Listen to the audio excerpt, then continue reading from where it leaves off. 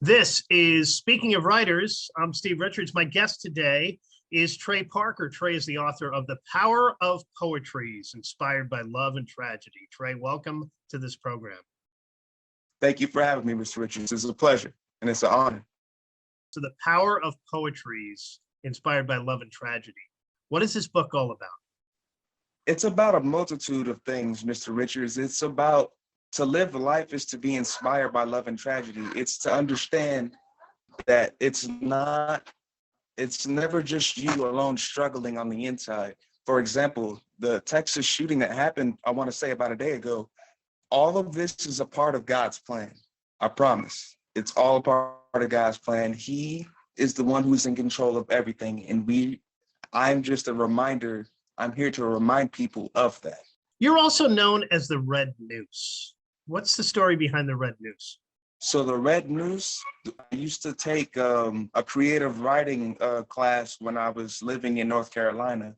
And one thing that my teacher, she taught me was that colors can be archetypes and certain situations have motifs. And so the Red Noose, it just symbolizes passion, love, and violence. And then the noose represents death and rebirth, as in your obstacles don't really hold you down. It's your state of mind, it's your mentality that really holds people down. So with that being said, the Red Noose is pretty much like a phoenix. I'm always going to rise from the ashes no matter what. And that's exactly what the Red Noose is. It's also for people who feel like they're downtrodden. That's what I represent. I represent those people. I'm one of those people. I read that you dreamed of being a rock star. How did you go from dreaming of being a rock star to writing poetry? So I've always loved music, but yeah, I just never really had the attitude for the music thing. So I just kind of just stuck with the poetry. Did you keep a journal, Trey? Yes, I honestly, it's kind of crazy that you asked. Most of the journals I have are ones I've always gotten for like Christmas. Like I've had at any given time, I've had in probably like 5 or 6 at a time. And sometimes I get to write in them, but most of the time I'm always busy doing something else. But I have tons of journals. I have a personal journal that I have gotten for Christmas about a year ago. It's actually my favorite one. It's very unique. It's especially fitting for me. We're talking to Trey Parker here on Speaking of Writers. His book is The Power of Poetries, inspired by love and tragedy. By the way, it's available at writersrepublic.com, also barnesandnoble.com, and on Amazon. When you construct a poem, talk to me about the process of constructing a poem. The process, it's more often than not, it comes to me, but it's kind of crazy because it's kind of in tandem with the music. Because sometimes if I'm not surrounded by music, I feel like I can't be the best writer that I can be. Because as a great writer, you utilize everything that you see and everything that you feel. So, for example, if you see nothing and you feel nothing, there's not going to be a great product. Or let's say if I don't hear anything, if I don't see anything, what's the product going to be if I don't see it, if I don't hear it? But as far as the structure of the poems, it's kind of unique to me. I have to I'm a feeler. So if I don't feel what I'm writing, I'm probably just gonna throw it away. Like it's crazy, Mr. Richards. It's really crazy because it's, Did you always know that you were a pretty good poetry writer? I want to say my very first poem that I ever written was called Pain. And that was back when I was in 8th grade. I actually won 3rd place in a poetry slam back then.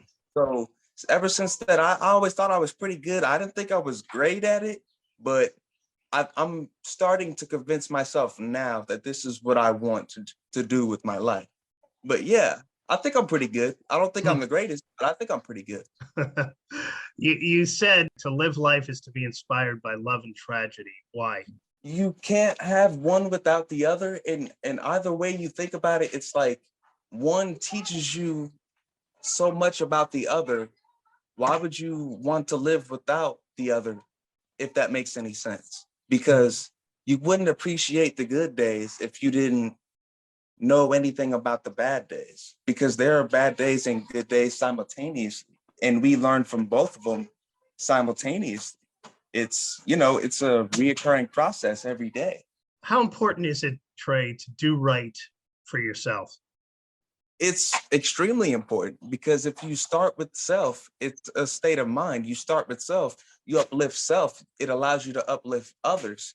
Even you put God first above anything else, and then it's us because God is the source of all creation, all love in all the known universes. There's more, there's a lot of universes. We just have never been to them, but he's the source. So everything we get comes from him.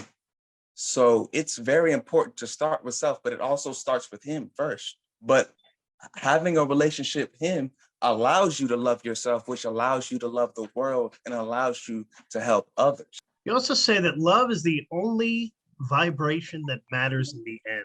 What do you mean by that? As in, people are going to be remembered not necessarily for the bad things that they do, but for the good things too, because you cannot, it's like I said, I'll never judge somebody without trying to get to know them first. And like I said, with the true colors, people, they show you their true colors. So if it's your choice, if you believe them the first time, or if it takes a couple times, if you making a mistake to believe them. And like I said, love is the only vibration that really matters, is because that's what we're going to be judged upon. What good did we do with the circumstances that we had? Because it's not always going to be bad. God is a fearful and loving God, but he's also a jealous God. This is your first book, right? The Power of Poetry is inspired by love and tragedy. Yes, sir. So what was it like when you completed this book, and it's published by writersrepublic.com? That's where you can get it. Also Barnes and Noble and Amazon. What was that feeling like? It was a dream come true, to be honest. It solidified exactly what I always thought I should be doing, but I just never really realized it until I seen it manifested in physical form, in the form of my book. You know, it was crazy because I had set this goal up of 10 years. It's been 10 years since I actually thought I would be doing something like this. And then here it is. So yeah, it was like I kind of ripped all my hair out, to be honest. Like I didn't know how to react, really. I was just, and then I seen it for myself and I was like, this just goes to show you, if you put in the work along with the work ethic and your virtues. Like I am a man of I always take the moral high ground. Why? Because that's what I feel is right in my heart. And sometimes it's hard to do that because others make it hard. But I'm a man of principles, morals. Like I always do what's right. And sometimes I don't. I strive to always do what's right, but sometimes it does get a little hard. But back to your original question. Yeah, it was just mind-blowing, really, Mr. Richards. It's mind-blowing. Trey, what's been the feedback from your friends and family on this book? They love it. They understand it completely. It's like I was saying earlier, Mr. Richards, you cannot have one without the other. There are days when you want to do the best you can and you want to uplift people, and then there are days when you just, it's harder to uplift you and then uplift the world at the same time. But the feedback has been it's been great. People have said it's amazing. Another person said, "Oh my gosh, your words are just, I'm glad I hear these. Like I needed to hear this." Like just typical things, like, and it's very warming, because I don't like to write stuff I don't feel. So Trey, what would you like readers to take away from this book? I'd want the readers to take away that whatever you're going through, you're going to get through it. Remember to live a life inspired by love and tragedy, because in the end, love is the only vibration that's really going to matter. You're going to be judged by all the great things that you do and the bad things that you do, but the good is always going to outweigh the bad. And you have to realize that. And you have to always keep the faith, even when you're tested.